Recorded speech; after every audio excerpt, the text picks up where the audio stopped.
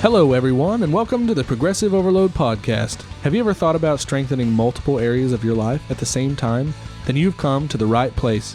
Our goal is to help you identify ways that you might need a progressive overload to break through those plateaus and keep you growing. Welcome, everybody, back to the Progressive Overload Podcast. It's me, Adam Lazarine, and I'm here with Joe Copeland. What's up? And Dustin Moore. Yo. Like always, we are looking forward to today's episode. And let me ask you guys a question. Have you ever encountered a speed bump while you were driving? Yes. Sure have. Where? Where did you see this, and where did you encounter this speed bump? There was, I was on the way back from Abilene after doing a D-Now, driving through the night, and it was dark. I was tired, and there was this wee little piggy that became a speed bump. Oh, you're talking about, I'm talking about an actual permanent, intentional speed bump. You're talking about an act. It was a nature moment, animal. It was a momentary speed bump, but Momentary. A once was living animal. Well, that's Yeah. exciting. Thank you for sharing. Am I the only one that if I'm like going to like a mall parking lot or a school parking lot, I weave in and out of the speed bumps because I hate them so much. You're one of those you hit it with half your car? Yeah. Okay. On my wife's side, so she's the one that's bumping up and I'm staying at level, you know. I see. Yeah. I go over it full, just because. Adam speeds up because he No, likes I to don't. get the I air. don't hit. I didn't say full throttle. I just said I go over the full thing. Okay. Thank you for clarifying. Clarification is necessary. I probably did that when I was a teen when I had my truck that was loud and I would try to ram up there. It makes me think of like those little kids in the back of the bus when they see the pothole coming up and they're like, "Yo, go hit it," because they want to get thrown in the air. Now, for youth camp trips and those kind of things, in a 50-passenger bus, when you're the driver and you're going over one of those and you realize what's happening to the back of the bus, it is more exciting because you can get them out of their seats and into the air. I'll never forget when I was in, I think middle school. We were in the very back of a school bus, and one of my friends, Zeth, shout out to Zeth. I think he's a part of our community group. I don't know if he listens or not, but if you hear this, text me so I know you're listening. But we were in the back of the school bus, almost to his house, and we hit a bump, and he went to the top of hit his head on the top of the school bus, bit completely through his lip. It was pretty intense. Wow. Yeah. Man. Shout out to that bus driver. Yeah, shout out to that guy. Give him a gold star. Yeah, He might have lost a job. I don't know. He gets a check mark for the day for sure. He gets a promotion. Come on now. Speed bumps are Adventure. Yeah, that's right. Speed bumps are part of our life in a lot of different ways, and they're also part of our routine when we lift. And we're going to talk about that today. And each one of us have a different speed bump that we've encountered here recently, just in our lifting routines. Why don't you tell us a little bit about yours, Dustin? Go ahead. Oh, yeah. Well, you just called me out because I'm the cardio guy at the table. I love my running. And listen, I'm not going to go away from the embracing of that cardio. However, I've off and on struggled with a little issue with my right ankle / knee. I don't know, really, Joe, I don't know what it is because I'm too stubborn to go to the doctor and actually get it checked out. But, which is not something I would recommend for those of you listening at home. Don't ignore the pain. But it's something that every once in a while, it bothers me slightly. It makes me kind of uncomfortable when I'm running. And I guess the real description I would give to it is it feels weak. It does not feel like it's at its full strength. Yeah. Occasionally it can feel like it's going to like buckle or give in some fashion, or just slip out of place even, which is just a weird concept for me. But when those things hit, I just have to kind of monitor myself, watch myself. I definitely don't end up going as full force as I typically do. Yeah. Because I know that I don't want it to become a larger problem than it is. Of course, yeah. And injuries and tweaks and twinges are something that's inevitable in a fitness program. Yeah. Especially if you're lifting and getting into heavy lifting, it's amen. I know it's really not a matter of if it's just gonna happen. Sometime, and we're gonna kind of get into that today of why injuries occur when we're lifting and kind of some typical reasons that they do happen. It really makes me think of, and this is just kind of relevant to us, and I'm sure you're going to get into this here in a little bit, but it really does make me think about yesterday. Yeah. Yesterday, Joe and I happened to be working out at the same time, and we were doing 2 different motions, right? And Joe happened to come down after doing a rep, and something happened up in his trap. Yeah. And man, dude, you like collapsed in pain just about. Like you were rolling on the ground. You got the foam roller out. And it was not a pretty sight. But right as you did that, I was doing an overhead press. And as I was coming down with the dumbbells, my shoulder almost felt like it was going backwards with my arm, and I had to fight it and get it back into place, and was like, okay, let's not do that, because if that arm goes backwards, it's not supposed to do that. I probably distracted you, and then you like lost focus. Yeah, that was it. Thank you for that. Yeah, I managed to make it out safely, but good. But yes, we both in different ways, almost in just a fraction of a second, just happened to almost injure ourselves. Yeah. To what could have been, I guess, some pretty severe extents, depending on how things went. Right. Yeah, something just tweaked in my upper trap, kind of going right behind my shoulder blade, and I've been in a lot of pain since then. Shout out to Tyson, the Kyokan kid, gave me a little ultrasound and some massage and stuff like that, and so it helped a little bit. Super sore today still. I'm hoping it kind of goes away. What kind of injury are you going through, Adam? I'm experiencing in the clinical world, it's called medial epicondylitis, and it's also known as golfer's elbow, which is ironic because I have not touched my golf clubs in over 5 years.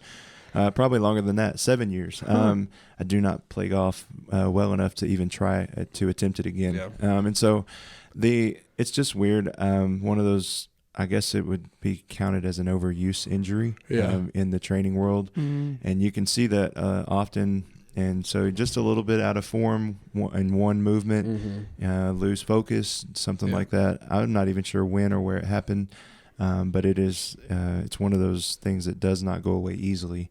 And that's typical of a lot of injuries. And let me just say, when you hurt yourself in the middle of a lift like you did, Joe, there's no shame in how you respond or react, because it's a weird deal.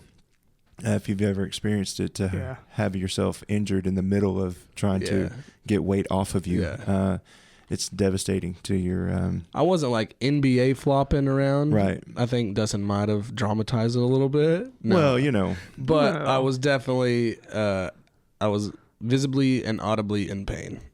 For sure. There's what happened, and then there's Dustin's version, and then there's your version, and then there's the truth somewhere in the middle. And camera footage somewhere. Then there's the truth that's closer towards my side. But for sake of Joe's pride, we'll let it lean towards him. I was trying to help him. Hey, I know our security guy. I'll go get the footage. That's right. That's right.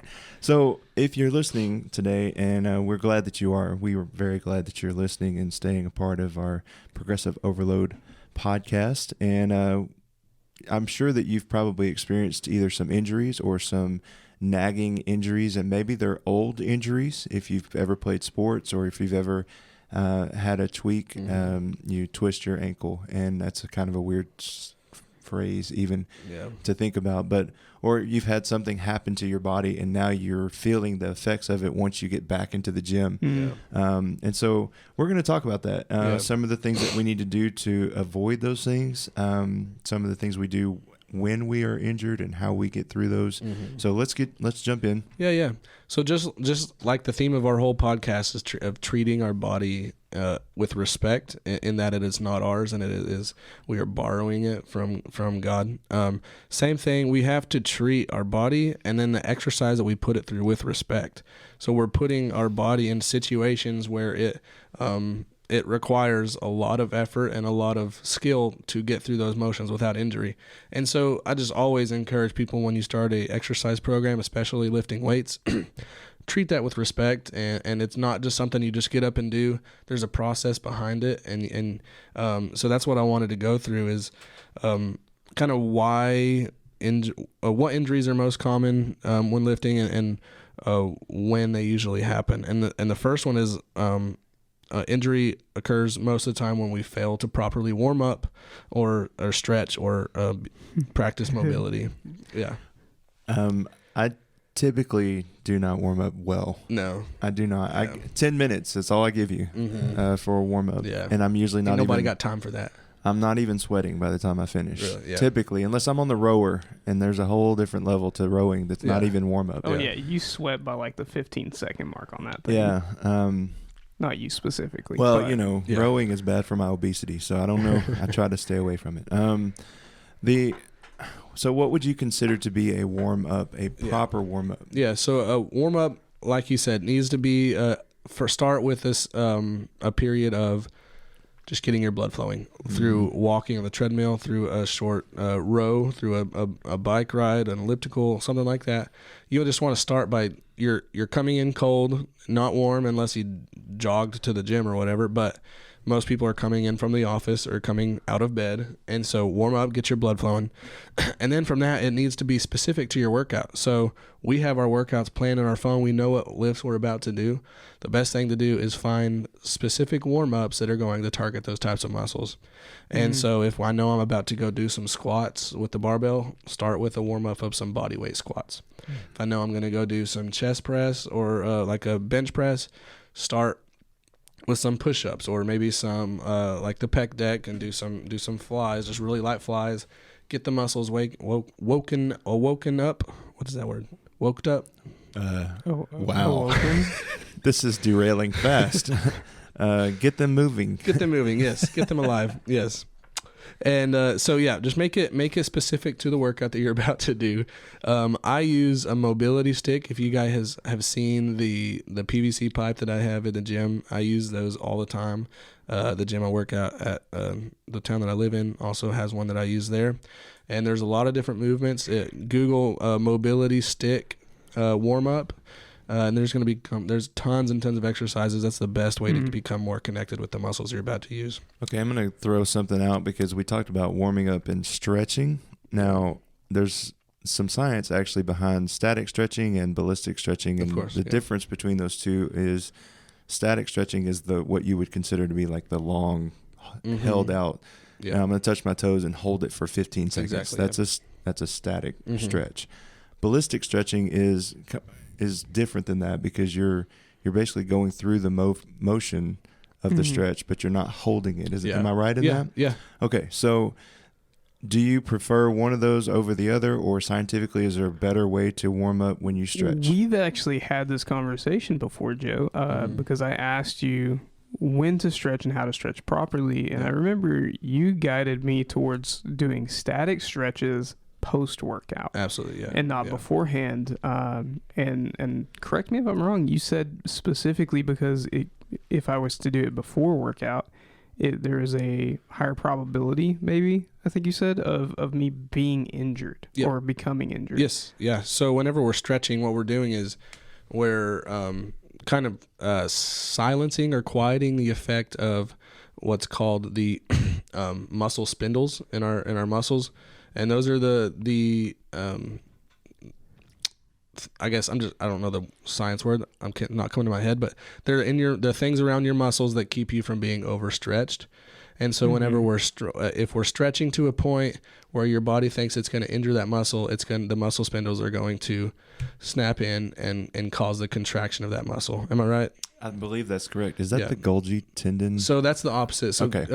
I'll go there too. I'm sorry. So whenever we're doing stretching movements, we're quietening the effect of those muscle spindles that is going to cause that muscle to contract to get you out of that stretch. And so whenever we're doing if we do that before our workout, our muscles are going to be more likely to accidentally go past the range of motion that it is comfortable doing. I see. And the GTOs, the Golgi tendon organs, those are the things in your muscle that shut down the muscle whenever it's feeling too much tension. So if you're like doing a heavy barbell squat and your body thinks, okay, this is too much weight, I can't handle this, those are going to kick in and relax the muscle so that you fail to lift and don't injure yourself. Or you fail to lift and injure yourself. Or you fail to lift. Yep. There's a reverse to that, isn't there? Shout out to me almost on Saturday. Yes, Dustin. Why don't you tell? You did it, though. You finished. I finished-ish. somewhat. All right. No, this is that makes perfect sense to me because Saturday I was actually bench pressing, and I started out with 2 reps of 145 just to test and see if I could do 145, and then 135 and 145. 135, got 2 reps out and then realized, I don't think I'm going to be able to do all my sets at this. I need to lower the weight. So I dropped it and did 2 of my sets and then partially upped it again, did my 3rd set. And then during my 4th set, I got to the last rep and I got the bar down to my chest and I went to go back up with it. And I got about halfway up and I just couldn't do it. Yeah. And it's the first point of failure I've ever had since I started working out like this. And I was fine. I had the safety rails up and everything. Like I was good. Yeah. And so I just, when I realized I wasn't going to be able to get it back up, I just slowly lowered it back down, rested it on that safety rails and got out from under it. Yeah. That's cool. And it was frustrating to say the least, but I could tell, I know exactly what you're talking about. I could feel that, like you said, that relaxing of the muscle to say, okay, like, there's no way this is going back up. Yeah. Well, I'm proud of you cool. for at least experiencing that, because it's one of those things that if you have not ever done that, or it keeps me sometimes from lifting as heavy as I probably need to or could, just because I'm afraid of doing that and not being able to, I don't always use the guards and the rails like you do, not to the way they should be used. So there's another thing that we talk about, and you said one important thing, Dustin. You said I figured out in the middle of that I couldn't do all my sets and all my reps with that weight, so I needed to lower the weight, which leads us to the next point. As we get hurt when we lift or perform with our egos. That's a huge deal in the gym, isn't it? It is so big, and it's funny because I've never had an ego on anything related to my physical capabilities. I've always been one to almost shortchange myself a little bit. I don't give myself enough credit sometimes, and Joe really pushed me. I guess it was last week. After we recorded, I was doing trap bar deadlift and I was going through the motions, and I had upped the weight just like I had been doing. And he said, "Hey, that's still way too light for you. You need to seriously up that." And he kind of pushed me and motivated me. And I went from 175 being my peak to I ended at 315. And I can tell there was a lot of confidence that came with that. And I even walked away from it going, I could do more. But then I was like, but I'd probably hurt myself. So let's put the brakes on a little bit. Sure. So freaking proud of you, dude. It's so fun. It's good. It's fun to watch. If I would have pushed you to where you hurt yourself, I would have felt like such a jerk. I would have hated you. I know. Yeah, and the gym doesn't help. Most gyms do not help with this, because what's in front of you the entire time you're working out? The mirror. And of course, there's the prototypical people that just want to go and look at themselves in the mirror. Then there are people that we have those. We do, and then there are the people that do. They don't want to even get close to the mirror. They want to turn away from it. We also have those. We have those, and then there's somewhere in between, and you have just there to work out. And if I catch a glimpse in the mirror, fine. The mirrors are there for somebody who thinks that those are just for people to stare at themselves.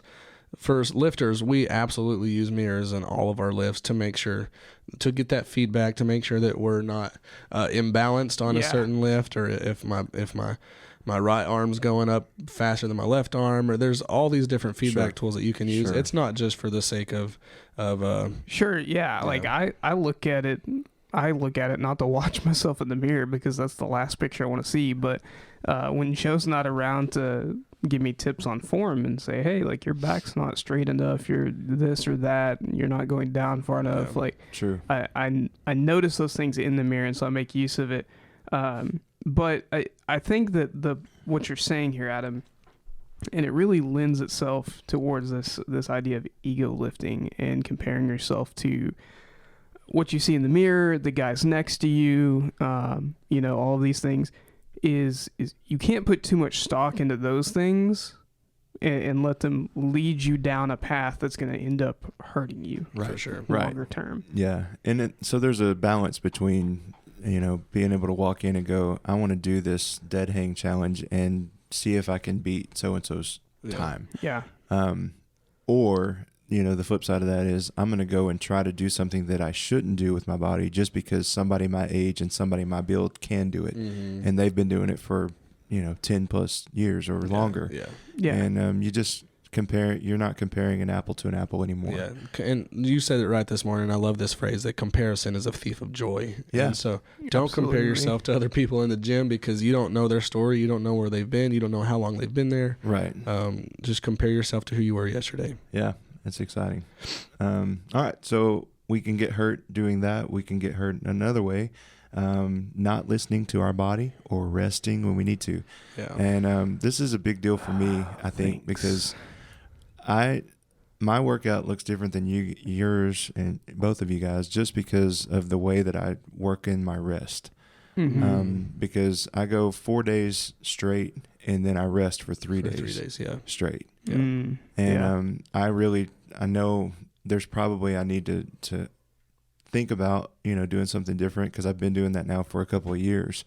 And but it seems to work for me and my body needs that rest. Yeah. And I feel like there's so many times, even if I go on a Friday, then I feel like, oh man, I can get through the workout and I enjoy it. But it feels weird to me just because my body's used to having a day off. Sure. Yeah. And then certainly a couple of days off in a row to recover. And the older you get, the more you need. Yeah. It really makes me think of this fact, right? Like when I think about my workout schedule, I almost want to apply the word flexible to it because I typically will always get kind of our main list that we're doing on a Monday, Thursday, and then that third one, depending on how sore I am, I listen to my body and go, I don't know if I could really get that in today.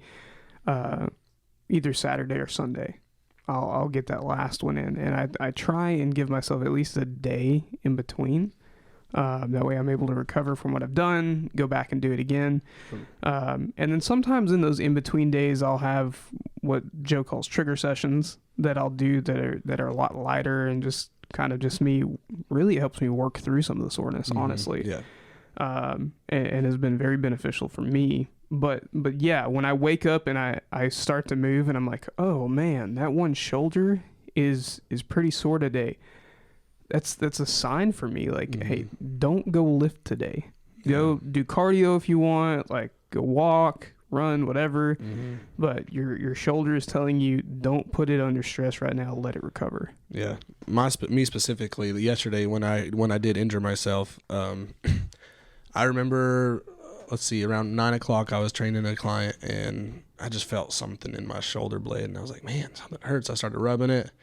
And the more I moved it, something was going on, and I don't know when it started happening, but something was not right. But I proceeded to go take my pre-workout, go work out, and did a couple sets of squats, and then went to my incline press and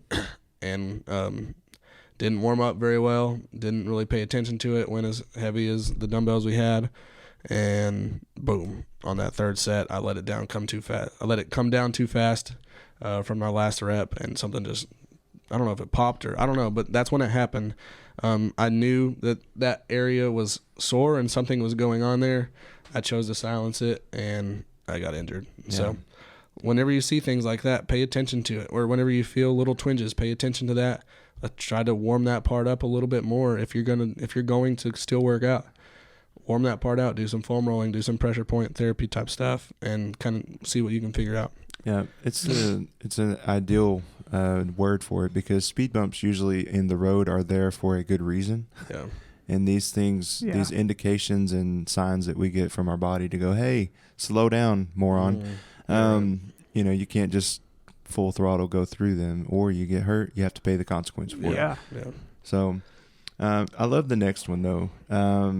When you get hurt when you train maximally all the time. Yeah. What does that even mean? When you go full throttle every workout, every lift. I hate this message that's pushed out there. It's kind of the mentality. It comes from you'll see it in like high school settings or CrossFit type settings or stuff like that, where for lack of a better term, balls to the wall all the time. You're completely all out every single rep. And I think that is beneficial in athletics whenever you're trying to teach someone how to push through for the fourth quarter, kind of have that kind of mental stamina. But as for an average person who's just trying to become healthier and more fit, training maximally all the time, it will never be the best approach. And so there's this term that I like to use is the minimal effective dose, doing the least amount of work to elicit the most amount of change. I think I've mastered this. Yeah. Well, that's true. Like, so if you look at the results that you can get from the minimal effective dose to the maximal effective dose, the results are not that different. Right. So why would you go maximal if you can get very similar results by going minimal? And so that's my approach to it, because I feel like that speaks to the average person more. And if you're someone who, I can't get enough of the gym and I want to go all out, you can hit that maximal effective dose. But there is that specific dosage that gives you the best possible results. Right. And it could be different for every person too, right? Absolutely. 100%. Yeah. So the minimal effective dose for me may be what I've been doing, or a little bit more or less, depending on the part of the routine I'm in. And I say that, just with a little tongue in cheek, because the routine changes, and even my weekly routine changes, but I still try to get the same amount of workout in, and I still am able to see results. And I think that's probably where you can find that minimal effective doses. Sure. Are you seeing the results? And not necessarily results in the mirror. You're not going to change your body type in a day. No. But you can't come in and work out and then go complain to Joe and go, I'm not seeing any results. But that's not what I'm talking about. You feel the strength gains like you, Dustin, are experiencing right now. You're gaining, you're adding weight to your routine every time, or every week. You get to add a little bit more. Then you're meeting that threshold of the right dosage for you. Yep. Yeah, and it really makes me think of the phrase, I'm sure you guys have heard it before, and I'm sure our listeners have too, of too much of a good thing becomes a bad thing. Yeah. Right? Like we can, like you said, it doesn't hurt for us to hit that maximal effective dose. It's not that much different than our minimum, and maybe that's what we want to do, and that's fine. But too much of that can become a bad thing, because we still have to remember, like we talked about a little bit earlier, we have to have that rest. Yeah. We have to be able to recover. And I would venture to guess that when we're doing it, when we train maximally, and what we have here in our notes, train maximally all the time. And for me, when I visualize that, it's a continual pushing that maximum amount of effort that you can give each and every lift, each and every rep, each and every day. I don't see a gap for the rest and recover, which, if I'm going to guess the amount of strain I'm putting on my body and on my muscles in the minimum amount versus the maximum amount, there is a large gap. Yeah. I think so. You've got to have that room for recovery. Yeah.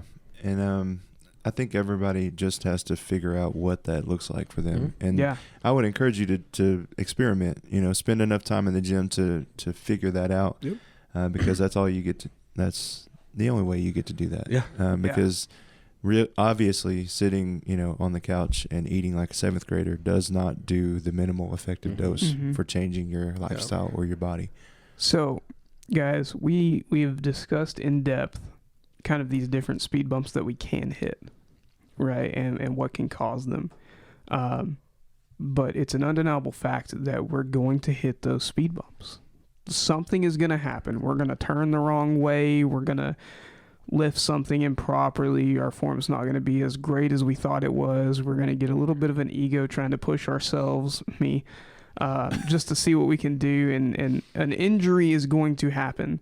So what do we do when those injuries do happen?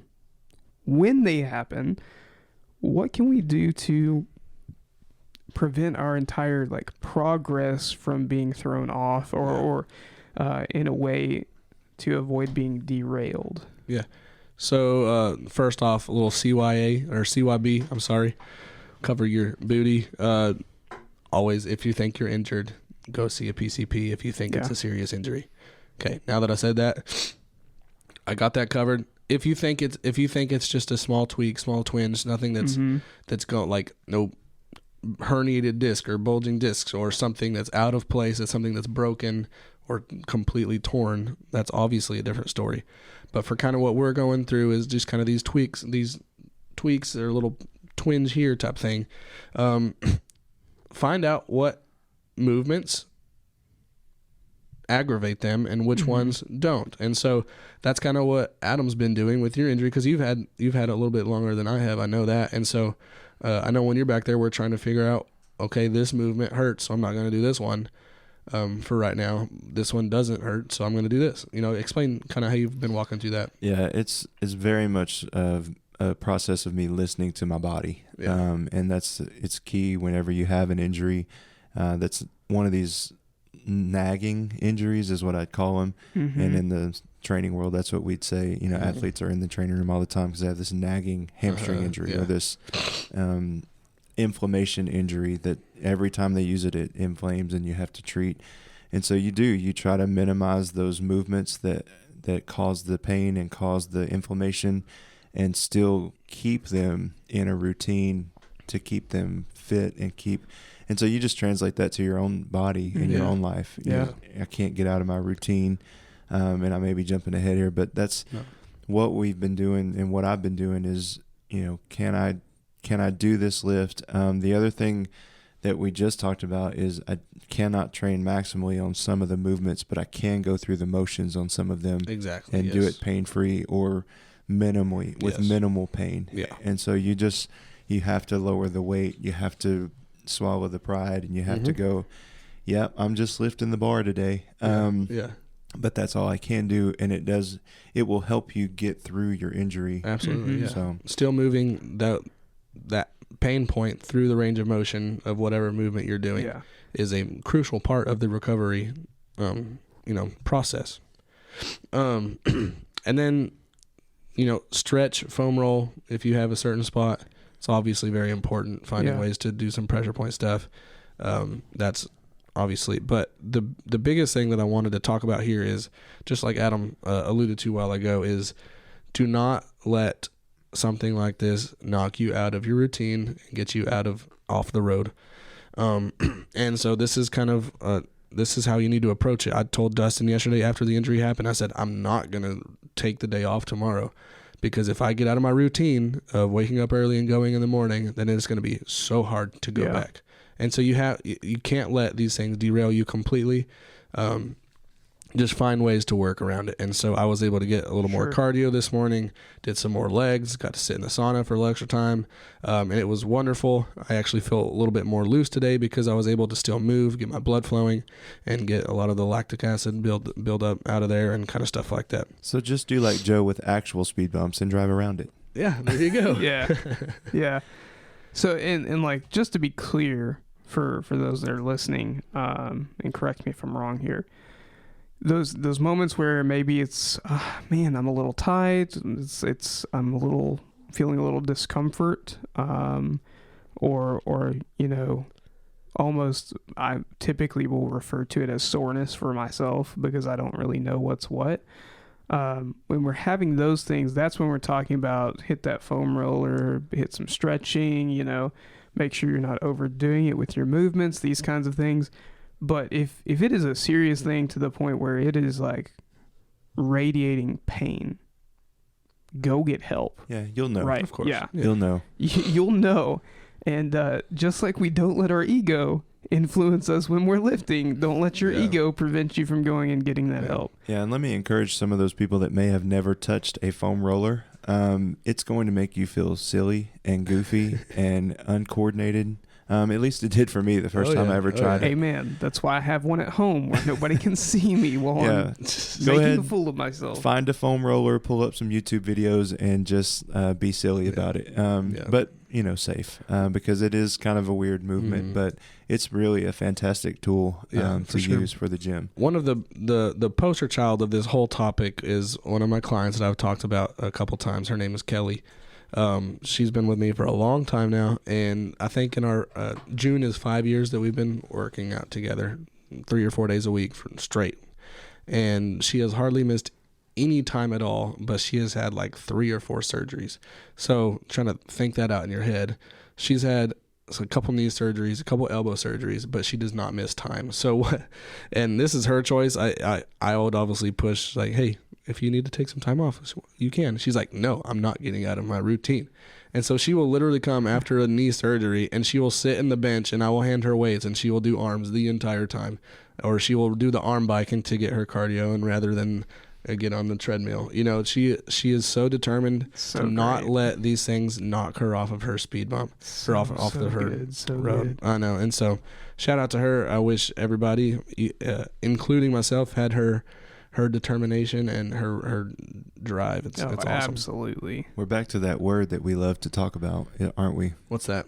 Discipline. Oh, discipline. Yeah. Yay. As we're walking through these things, that's one thing that really sticks out to me, guys, is the fact that, man, as we're approaching these things, you really have to be disciplined and in control of yourself.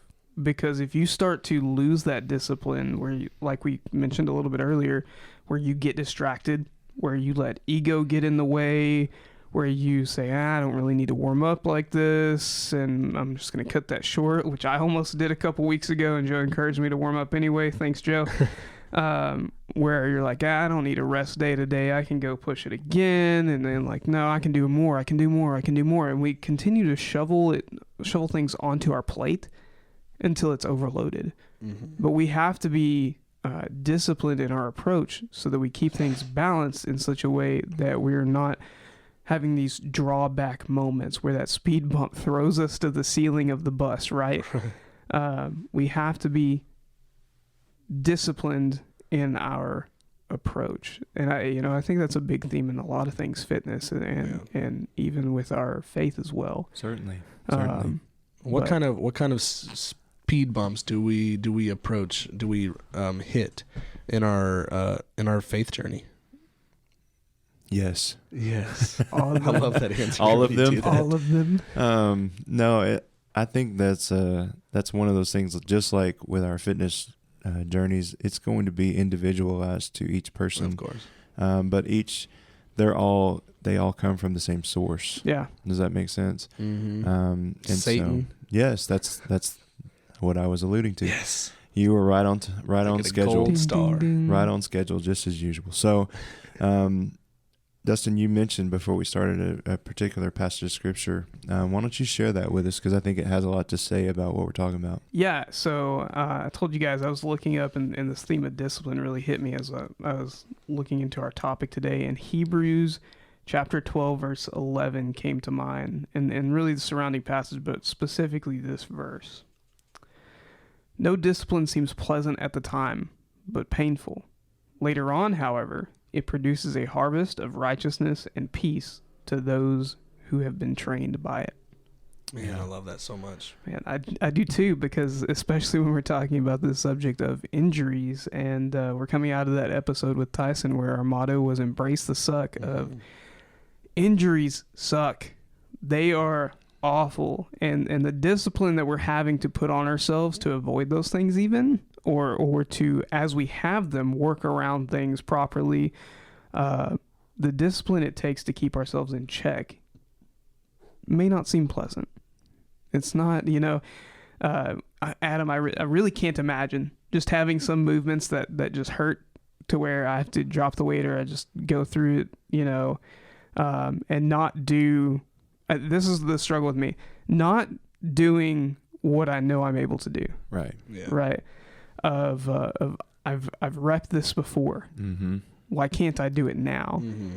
And it's a point of frustration, and it is a point of hurt, and it damages the pride, which is good. Yeah. We need that, but it's still something that I'm relatively new to and having to navigate. Mm-hmm. And I know now that I need to be disciplined to the point of not letting it bother me, because even though it may not be pleasant that I'm having to drop the weight or I'm having to do these other things, it's going to produce better results. The end outcome is harvest. going to be best. Yeah. I was reminded of a passage of scripture in 2 Corinthians 12 where Paul speaks of having a thorn in the flesh. Now, the fun part about this is we don't ever get to know what that thorn is. And there's been massive, depending on what you read and how you read and speculation. Yeah, there's a lot of that about what it could be. And I'm not even going to go into all of those things. So, but what I will go through is in that verse, 2 Corinthians chapter 12, verse 7, it says this, so to keep me from becoming conceited because of the surpassing greatness of the revelations, a thorn was given me in the flesh, a messenger of Satan to harass me, to keep me from becoming conceited. I think that's fantastic news for us today, just because, we think about speed bumps as always being something negative. Yeah. I want to flip that around for us spiritually, because speed bumps in our life spiritually keep us from being puffed up and like, I've got it all together. I've got all the answers. Yeah. God's with me and God's on my side, and that may be true, but it may not always be pretty. Mm-hmm. And so I feel like, think about this. Anybody who had encountered Jesus in that day and you and I, like Paul, would have been personally commissioned by him to go do these works. Don't you think that would have give you some sense of arrogance? It's true. Yeah. If Jesus walked by and said, I choose you to go do this, think about what that would do to your ego. Yeah. And then, so I feel like in that moment, he knew, I've got to give him something to keep him from doing that. Even if it wasn't, I like that. Even if it wasn't for that reason, I take it in that way. Yeah. And I feel like there are things that we are allowed to go through as believers that do just the same thing for us. And even an injury in the weight room keeps us from going, yeah, I'm stronger than, the next guy. Well, yeah, but that guy's, completely healthy and I'm not. Right. And so it's just kind of something that I thought about. So I thought I'd share it with you and see. I love that you said that your things that you are allowed to go through. And I think that's important to distinguish the difference, Yeah. This was even something that Paul was allowed to have. Yeah. And it didn't seem pleasant at the time, just like in Hebrews, It was not pleasant. But I feel like at some point he probably, just because he's Paul and had figured out a whole lot more spiritually than I could ever hope to know, he probably figured out how to embrace that and lean into God even more. Sure. And as he did it, like, I'm sure, just like it said, that harvest, it produces a harvest of righteousness and peace for those who have been trained by it. As, I'm sure as he embraced it, there was that peace of it being there. Right. And that harvest, not only around him, but within himself. Mm-hmm. The growth that came from that, we talked about a little bit earlier, you mentioned high school sports, right? And it gives me the theme of within that realm, it's common for me to hear of character development, right? The growth that comes as you battle through adversity. Yeah. And for me, like I read what you shared, Adam, and I read this, and it really gives me this mindset picture of how to battle through these adversities, these challenges that we're faced with in a way that glorifies God. Yeah.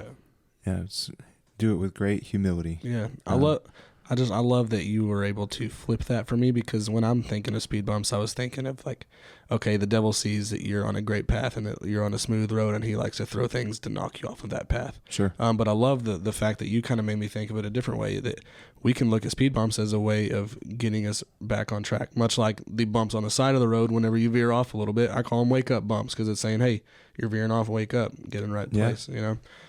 I thought that was cool. I love that. Same type of thing. So I'm glad that was you're able to get that, and I hope that if you're listening that you have been encouraged by this episode. I know speed bumps are not fun to talk about, may not be pleasant on the front end, but there is a good purpose for us to be mindful of what they are and what they're doing to our bodies. So don't forget to listen to your body. Take extra care whenever you're going through one of these speed bumps in the gym or in life. And as always, don't forget to check us out on our multiple podcast platforms. And we're looking forward to seeing and hearing from you guys very soon. That's right. Thanks for listening to the Progressive Overload Podcast. We're honored to be a small part of your day. If you have any questions, comments, concerns, or are interested in sponsoring our efforts, please feel free to reach out via email. Find us at progressiveoverloadpod@gmail.com. Don't forget to subscribe and follow our podcast so you'll be notified when our next episode drops. And as always, you can help us reach the masses by sharing our podcast with your friends and family. And then check us out on Facebook and Instagram to follow our own personal journeys and get an inside look on our day-to-day lives. Thanks again, and we'll see you soon.